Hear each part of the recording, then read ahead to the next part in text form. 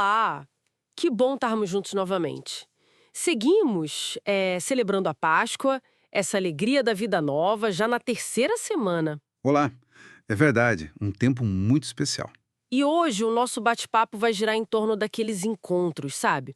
Aqueles meio inesperados que, de repente, mudam tudo na vida da gente. Uhum.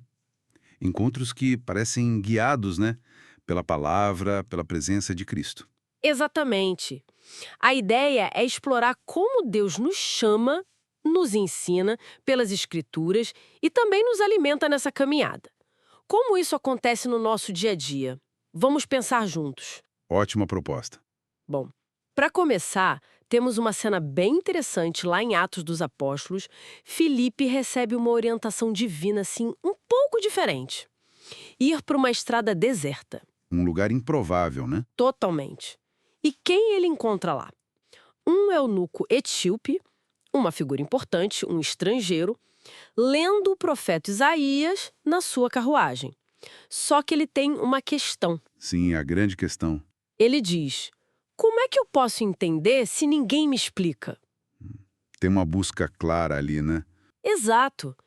E isso é fascinante, porque a gente vê, tipo, uma dupla iniciativa acontecendo. Como assim? Bom, tem a busca sincera do eunuco, que mesmo sem entender tudo estava ali lendo, e tem a ação de Deus, que percebe essa busca e então envia Filipe. Ah, entendi. Deus conecta os dois. Isso. E não podemos esquecer quem era esse eunuco. Um estrangeiro.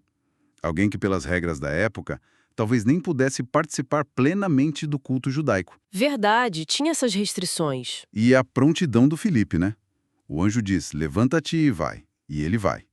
Sem questionar. Ele se aproxima, explica a escritura à luz de Cristo. Isso mostra que a mensagem é para todos. Quebra barreiras. Totalmente.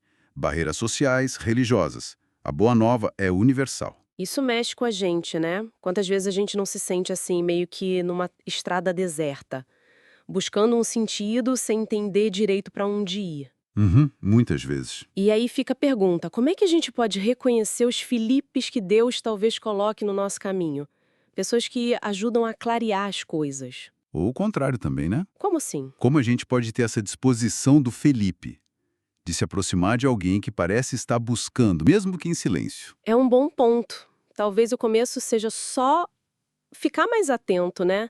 A esses encontros que saem um pouco da rotina. Com certeza. E essa experiência de ser encontrado, de entender algo novo sobre Deus, sobre a vida, isso gera o quê? Gratidão, imagino. Vontade de contar para outros. Exatamente.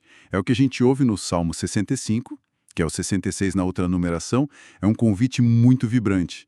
Venham ouvir vocês todos que temem a Deus. Ah, sim. Vou contar para vocês o que ele fez por mim. O salmista não guarda para si.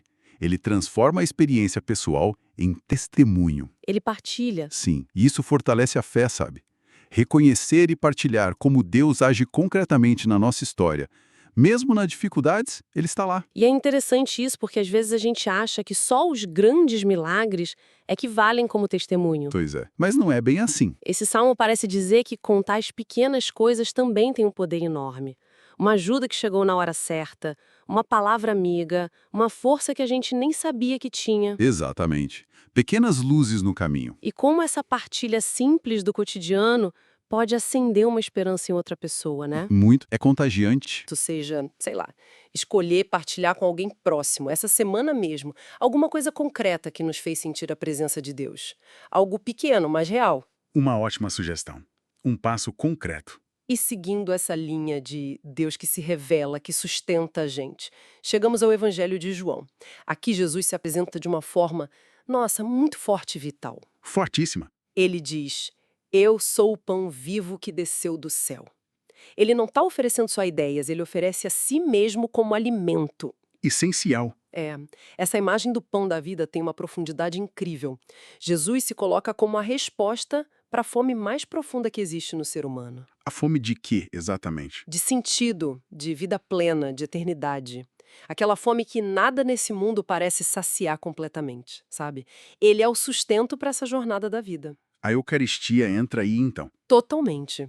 A Eucaristia, nesse contexto, é entendida como essa presença real dele, esse alimento que fortalece de verdade.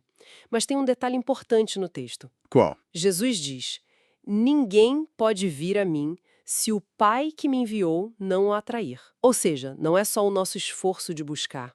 Existe uma atração divina, um chamado do Pai que nos puxa para Jesus. Ah, interessante isso. É uma via de mão dupla. Exatamente. E a fé se torna então a chave para a gente receber esse dom, para acolher essa vida que ele oferece.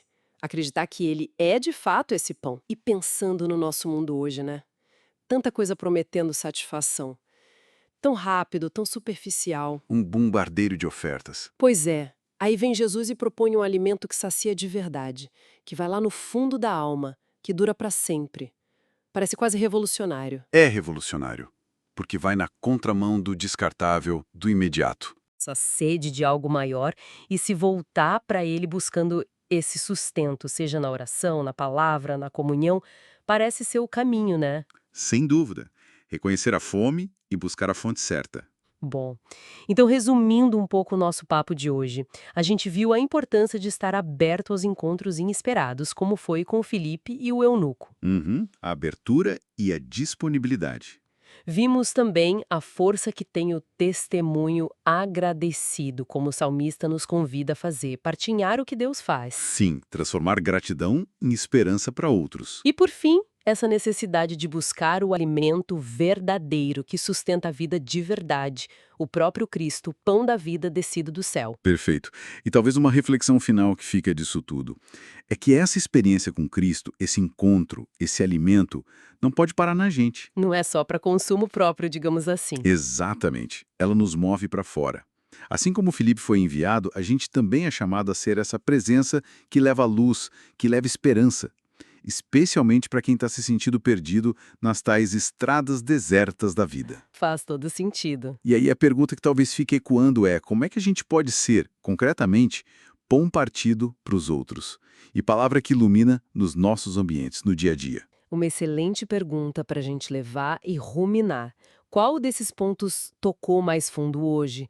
Qual será o pequeno passo que cada um pode dar a partir dessa nossa conversa? Fica a reflexão. Se esse nosso bate-papo ajudou de alguma forma, se trouxe alguma luz, deixe sua curtida para a gente saber. E se sentir no coração, compartilhe suas impressões aí nos comentários. Vai ser ótimo ler. Com certeza. Desejamos a todos e todas um dia muito abençoado, cheio desses encontros que transformam. Um dia abençoado.